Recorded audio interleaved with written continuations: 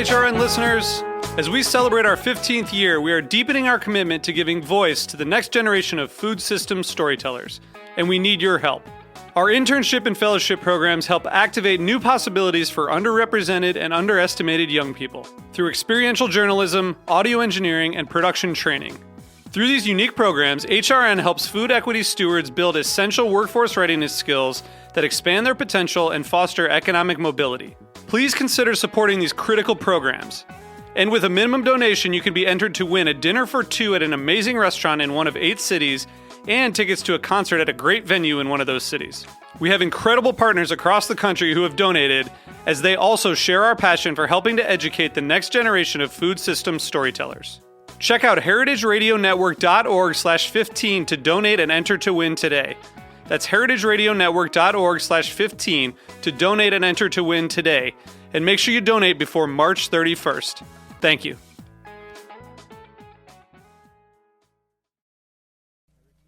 Today's program has been brought to you by Hearst Ranch, the nation's largest single-source supplier of free-range, all-natural, grass-fed, and grass-finished beef. For more information, visit HearstRanch.com.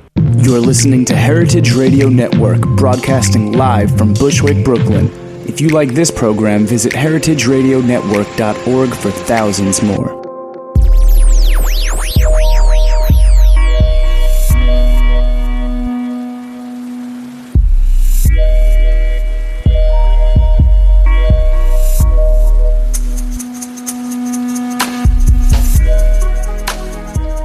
All right, thank you for tuning in to the Heritage Radio Network. You're listening to the Farm Report, and I'm your host, Erin Fairbanks.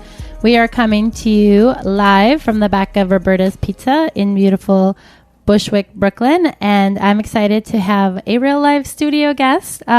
We are in studio with Lucky Lee of Lucky's Real Tomatoes. Lucky, welcome to the show. Thanks, Erin. Thanks for inviting me. Glad to be here. So if folks are curious where chefs like Daniel Boulud, Eric Repair, and all the team from the Union Square Hospitality Groups get their tomatoes, stay tuned because we're about to find out.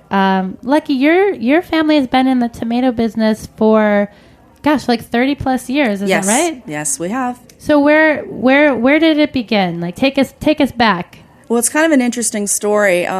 We were in the music business, and one of my singers and I were a duo. We had a traveling show band. Our dad was our manager. Our brother did the sound and lights. We had another sister that designed the costumes. So whatever we've done, it's always been a family project. That was a lot of fun. But we were performing at Resorts International in Atlantic City and got a call that we had an illness in the family, a terminal illness.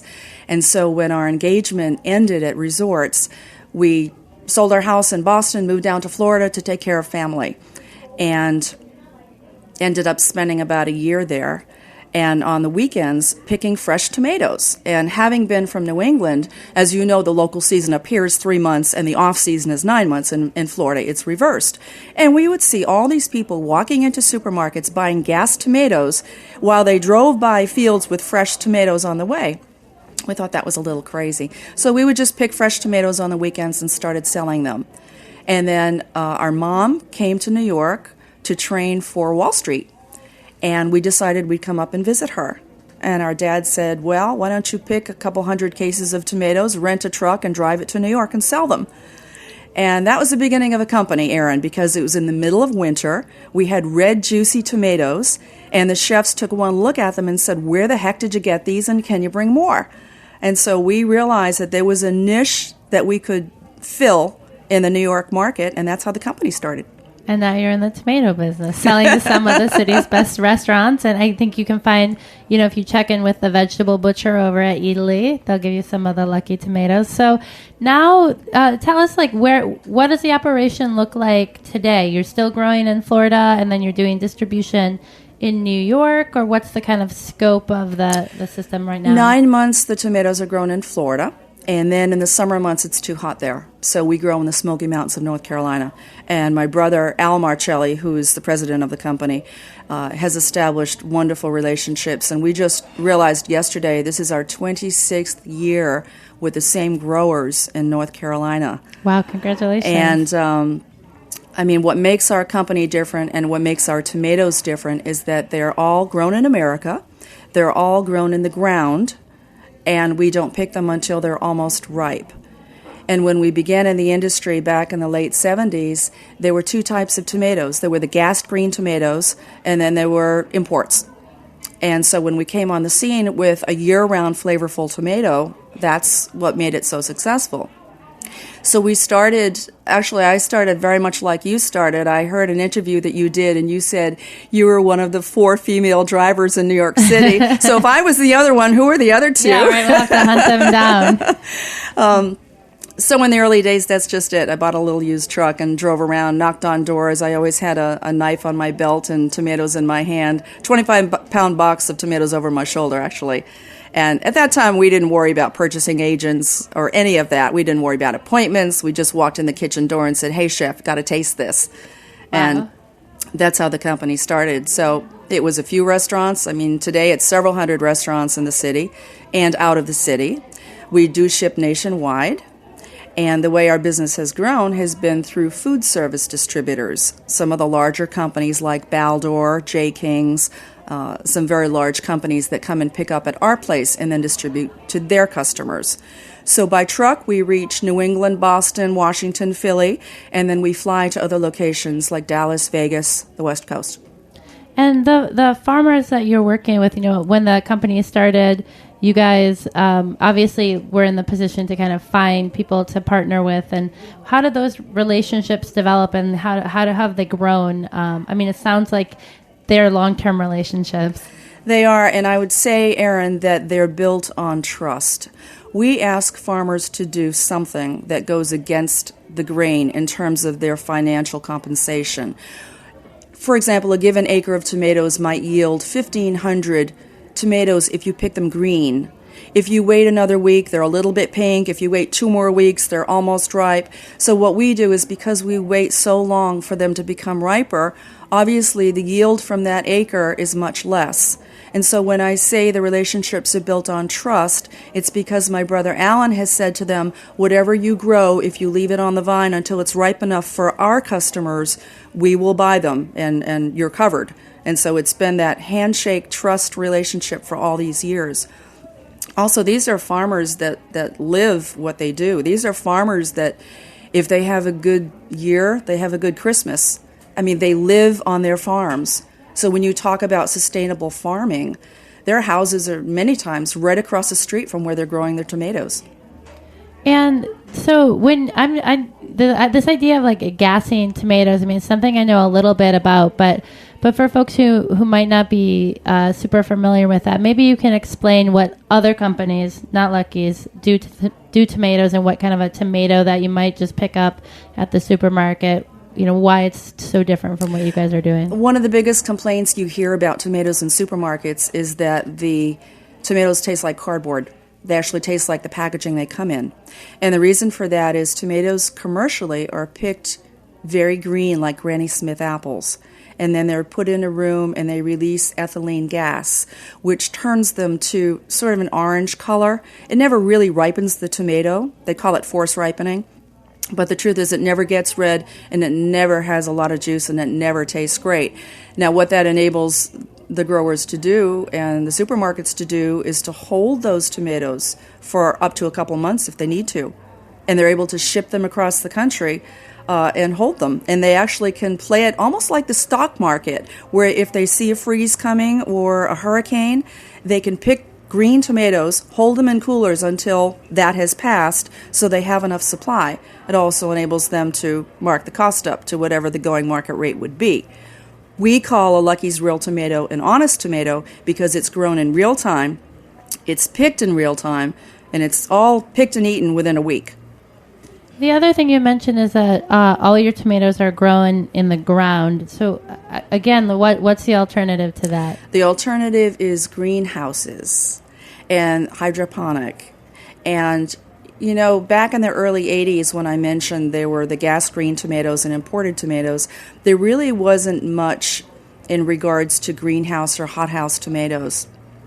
This is something that's grown pretty much over the last decade, and what makes them popular is that they're aesthetically perfect. They're round, they're a nice red color, you don't see blemishes on them. What most often is missing from those tomatoes is the flavor. because the flavor, the nutrients, the vitamins, the flavor comes from the minerals in the soil, and then the photosynthesis from the sun makes those tomatoes sweet. So when you remove those elements, you're talking about a, I hate to say fabricated tomato, but it sure isn't grown the way nature intended. And what, there's been obviously a huge, rise in interest, I think, in tomatoes that has come along with the increased interest in, purchasing things regionally and, people looking into heirloom varieties. And I'm curious, like, what are the varieties of tomatoes that you guys produce? And do you have kind of do I go and like flip through the tomato lookbook and kind of pick, like how do you choose kind of what to grow and when to grow? The growers decide, basically we choose based on flavor. And we don't choose based on durability or how long that tomato is going to last, because we are purists in the industry. And we think a person should eat a tomato because it tastes great. And all the other ways that they can alter a tomato to make it more durable for shipping or lasting longer removes the basic reason people would want to eat a great tasting tomato. You look at that Jersey tomato, the Holy Grail. They're famous because of the flavor.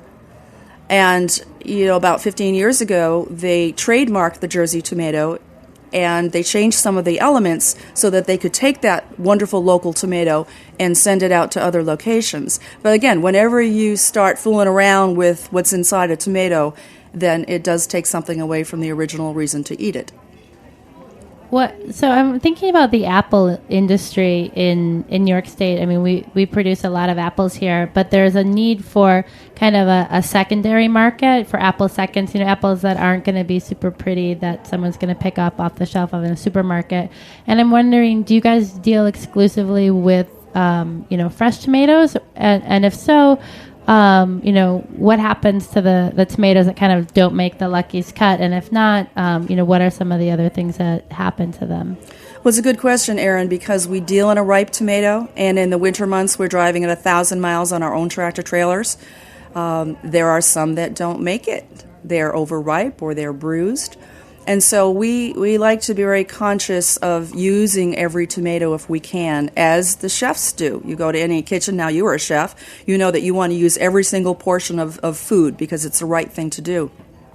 So basically we make a cooking and chopping box. And even the best chefs in New York, 4-star chefs, will buy our first quality tomatoes without softness or blemishes for certain dishes. But if they're going to make sauce or concasse or something like that, then they'll use the cooking and chopping, and that's a great way to use all of the product that comes up.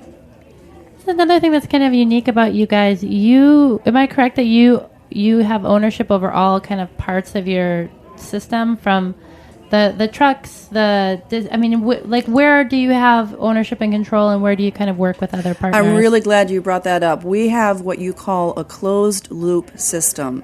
And what that means is, from the moment the tomato is picked, it goes on our own tractor trailers and is kept at 55 to 60 degrees. Those tractor trailers are driven by our employees. They go to our warehouses and then get shipped on our trucks to the end user.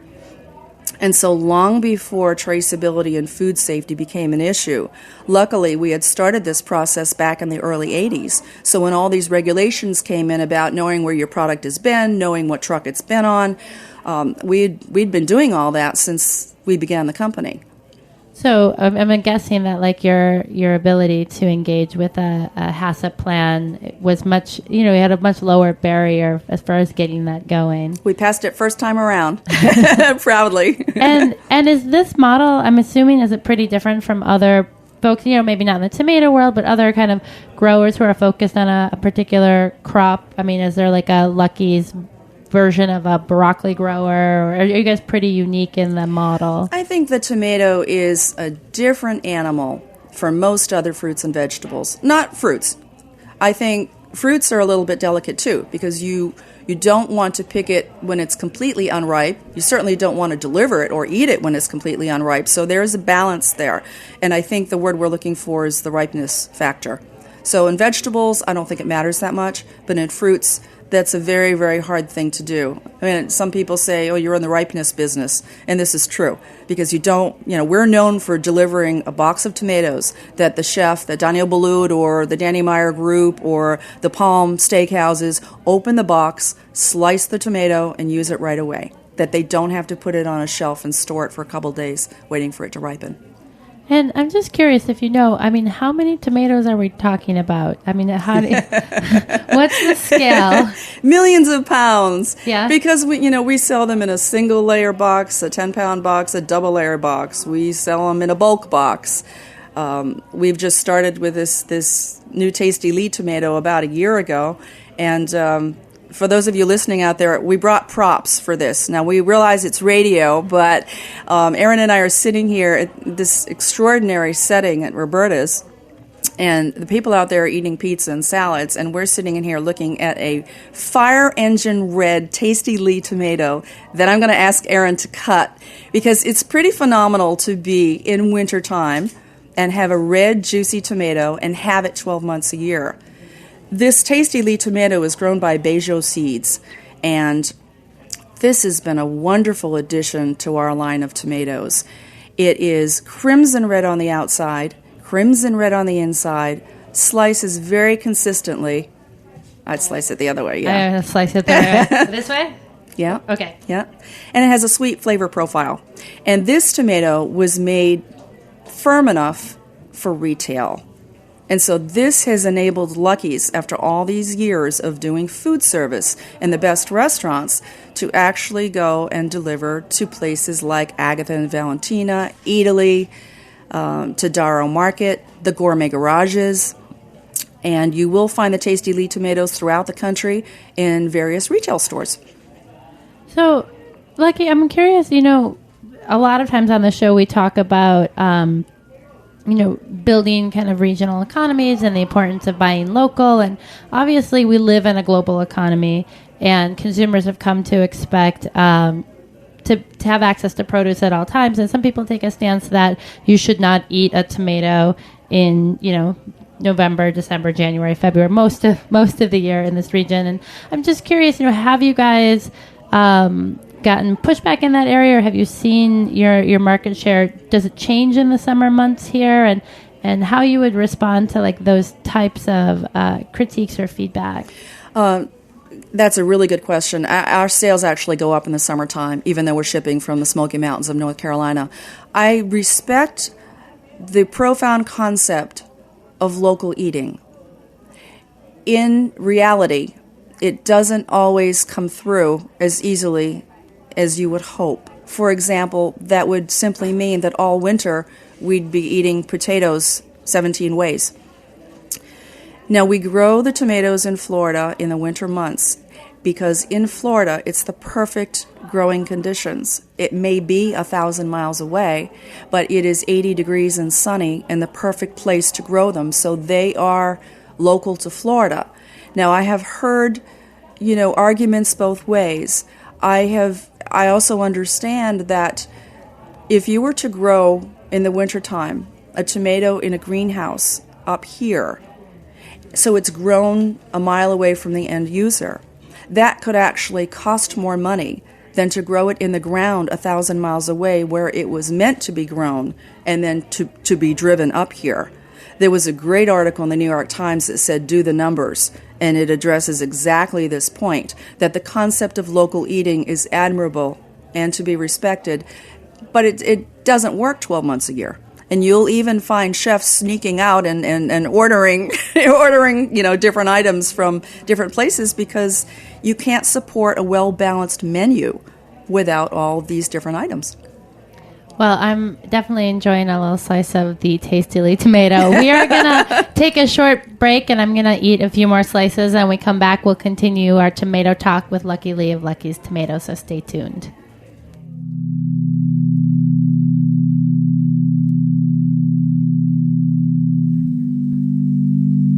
You're listening to iJam by Knife Show on the heritageradionetwork.org.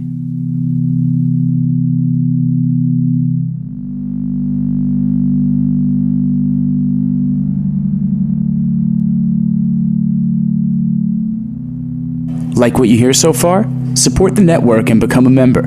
Membership helps us bring you the best food radio in the world and gives you access to thousands of dollars in discounts at the sustainably minded businesses that support us. To become a member, visit heritageradionetwork.org today.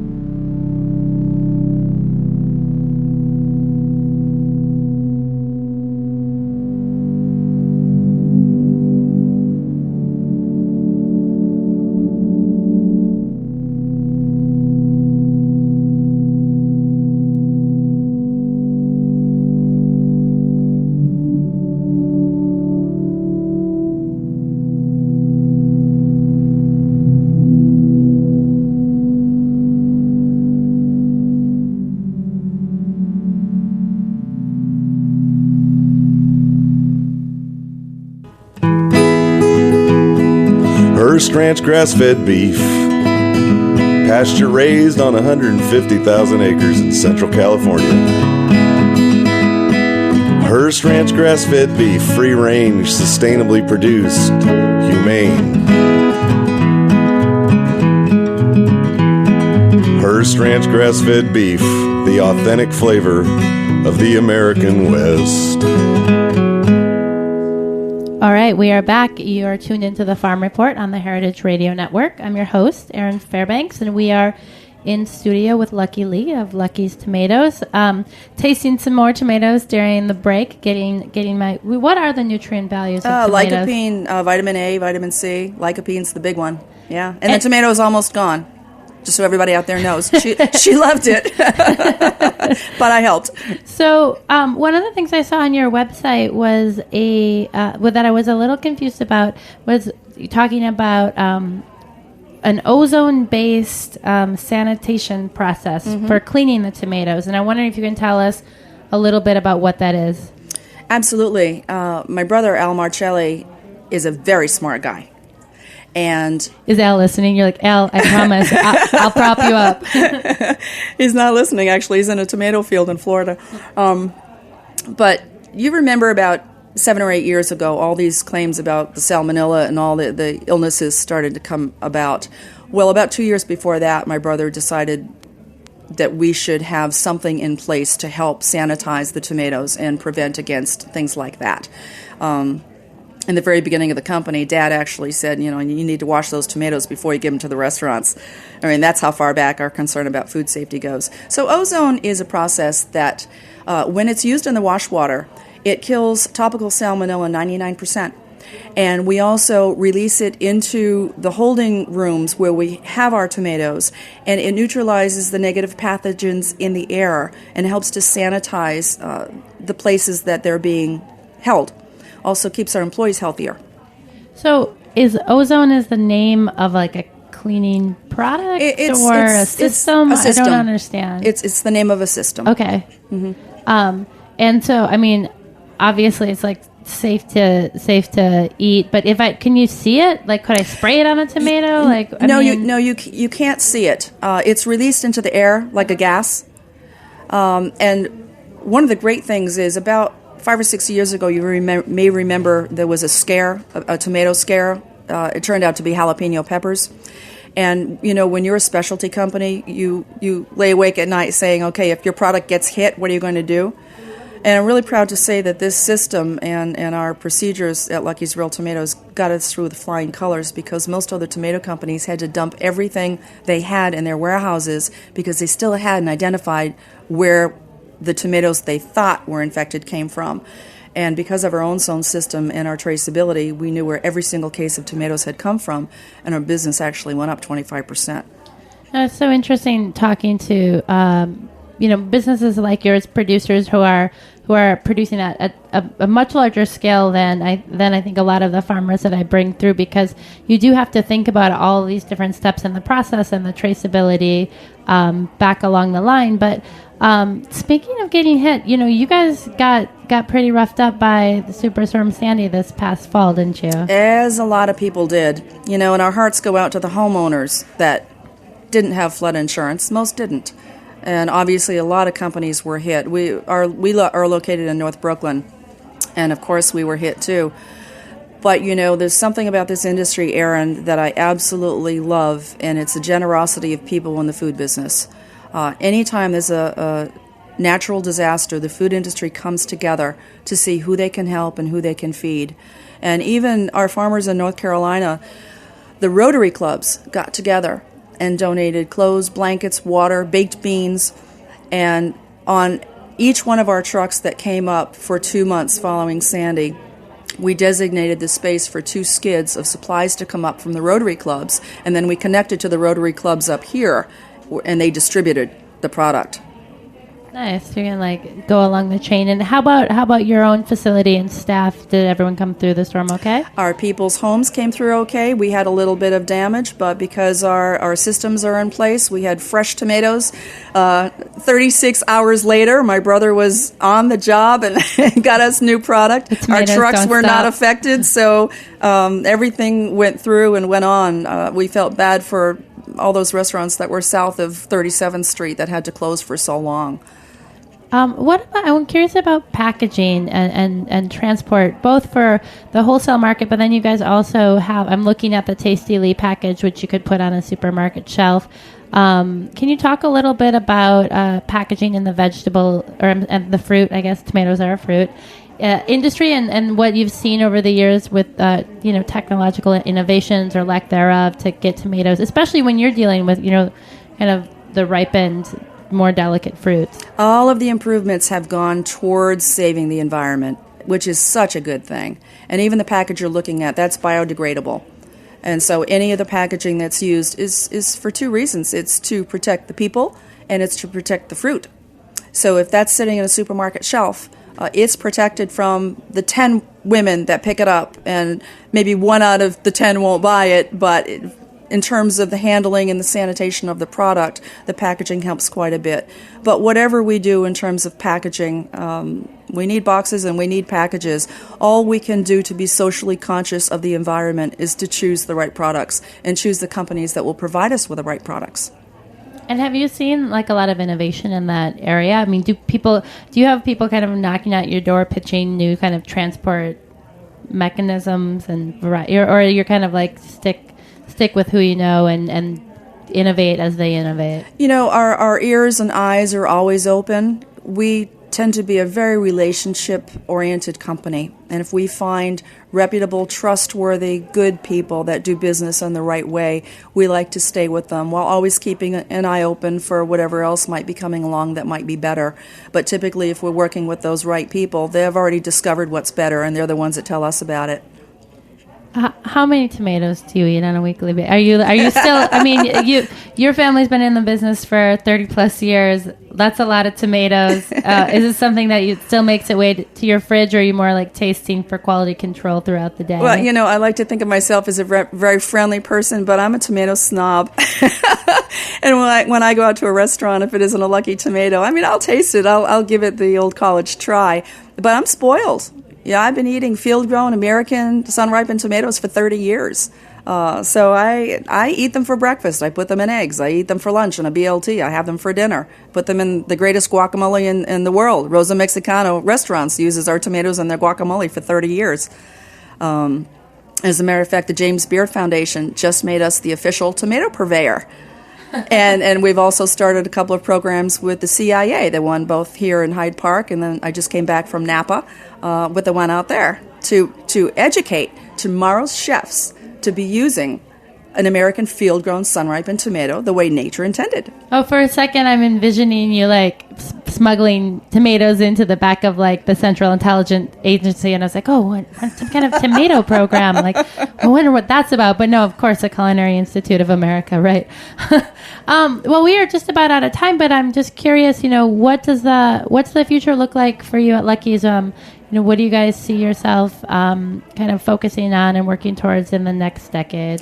We'd like to be a meaningful part of an industry that is headed towards keeping Americans healthier And it does start with kids.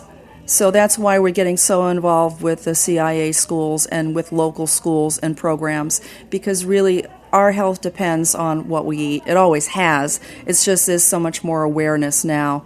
And really, as it applies to tomorrow's chefs and as it applies to young kids growing up, to know what fresh fruits and vegetables are and what their value is. Nice. Well, take a look on your shelves for the Lucky Tomatoes, or visit their website, www.luckytomatoes.com. Thanks so much for tuning in. This has been another episode of the Farm Report.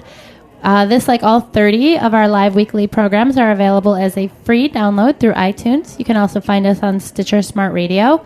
We are a member-supported nonprofit organization, and if you like what you hear, we hope you'll consider supporting us by clicking the Donate tab on our website.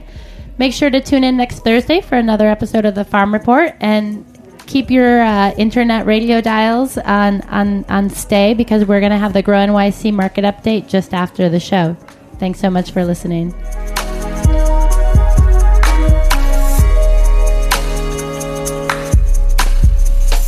Thanks for listening to this program on heritageradionetwork.org. You can find all of our archived programs on our website or as podcasts in the iTunes Store by searching Heritage Radio Network. You can like us on Facebook and follow us on Twitter at @heritage_radio. You can email us questions at any time at info@heritageradionetwork.org. Heritage Radio Network is a nonprofit organization. To donate and become a member, visit our website today. Thanks for listening.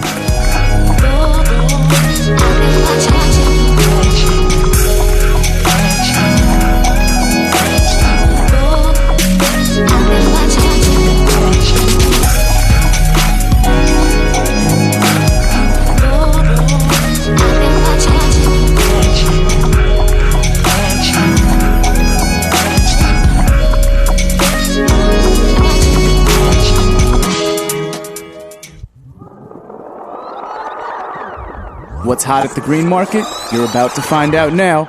It's the Grow NYC Market Update.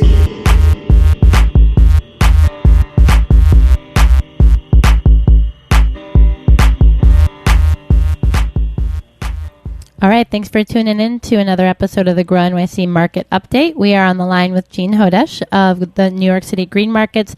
Jean, what is shaking up at the markets? Hi, Erin. Well, I was just on the phone with Hawthorne Valley Farm, and I was walking through the market yesterday. It was awfully rainy at Union Square, but Hawthorne Valley was still there, and I have been hooked lately on their 100% Hawthorne Valley rye bread.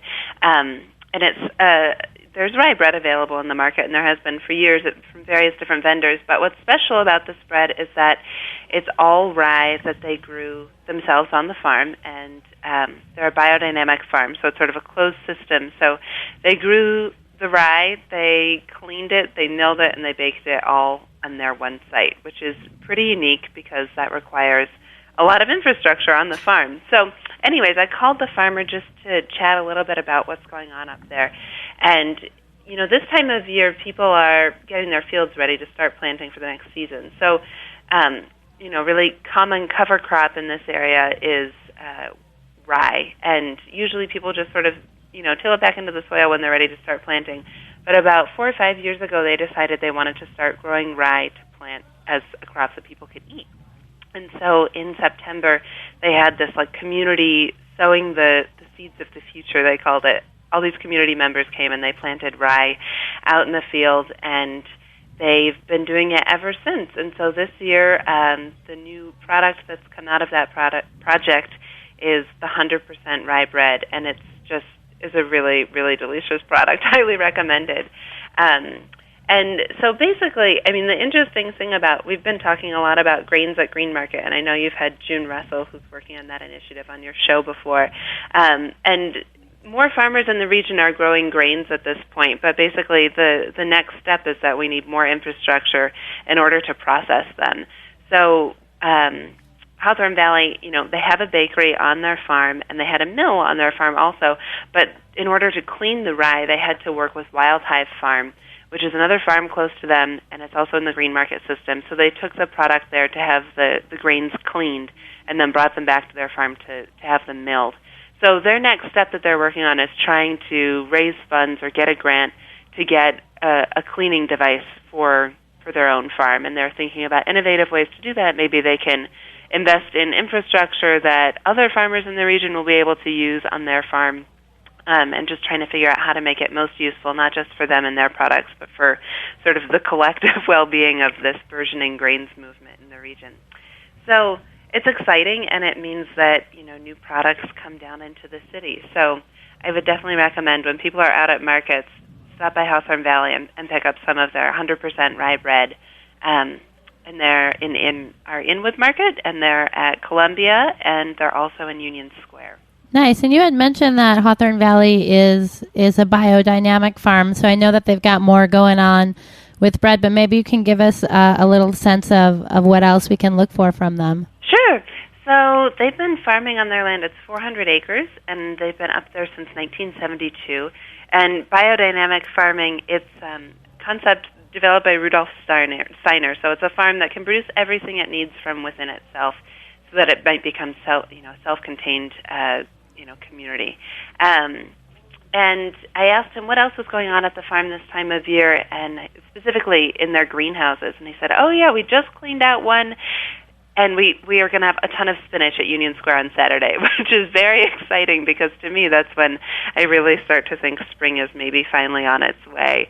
So they pulled out the spinach, and then in another greenhouse they're cleaning out the beds. They're putting in their seeds for tomatoes to get the starters ready so they can get those in the ground as soon as the weather warms up a little bit more for their cherry tomatoes. And then their bakery goes year-round. Another thing that you'll find at the Hawthorne Valley stand, no matter what time of year it is their really fantastic sauerkraut and kimchi. So this time of year, they've got interns working on making both of those products. And it's just, before things get too busy with building fences and pulling weeds, they're working on their sauerkraut and kimchi, which is, if you've never had it before, it is like you feel yourself getting healthier as you eat it. It's really powerful, strong stuff. And then the other thing, I mentioned their interns because it's, an educational farm.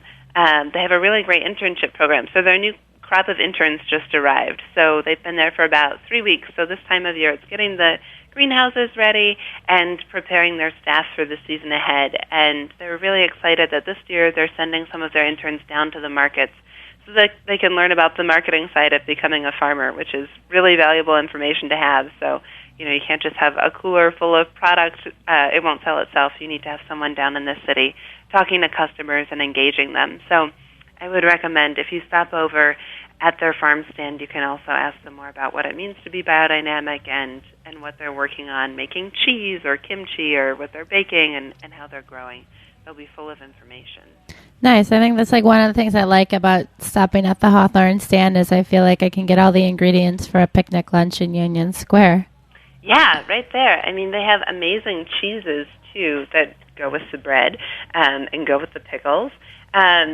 So he was saying that this time of year their cows aren't out on the grass just yet, but that they've got all kinds of, they have a lot of harder aged cheese that they have from last year. So they've got raclette and more sharper cheeses. And then when the cows go back outside, their milk changes because there's more carotene in it from the grass that they're eating. So that's when they'll start to make their fresh cheeses and bring those down into the market in a couple weeks. And then he reminded me that, obviously baking goes year-round, but I was surprised. He said we have a lot of zucchini turnovers because they had a bunch of zucchini last year. So they managed to preserve the zucchini, so they're still using that and baking with it to make fresh zucchini turnovers. So another nice treat to look for at their stand. Yeah, anything green is good for me this time of year. Well, more grain talk. I think you guys have some interesting events coming up. Why don't you give us a little bit of a sense of what we should be looking for? Yeah, so coming up this Saturday, June is teaching a short course on grain processing at the Glenwood Center. So if you look on our Green Market events page, there's a link if you'd like to sign up. I think there's still a little bit of space. It's pretty technical. It's for people who are really thinking about wanting to grow grain and learning how to process it and and bake with it. So there's that. And then also I wanted to mention at Union Square on Saturday, we've got a stock making demonstration at the Info Tent at 11 a.m. And then next week on Monday, this is an event that we're participating in, but there's the big Farm to City Expo happening at the Jacob Javits Center from noon to 4. So all the information for that is also listed on our website. But definitely a great opportunity to learn more about what we're doing with Green Market Co. and just engage with people who are growing food in the region and learning how to source it for your restaurant or whatever food business you have.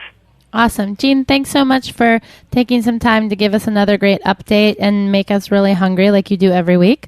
If folks want to find out more about what's happening, they can find all the information at www.grownyc.org.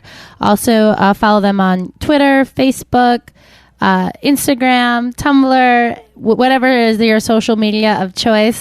Just keep up on what's happening at the green markets and tune in next week for another Grow NYC market update.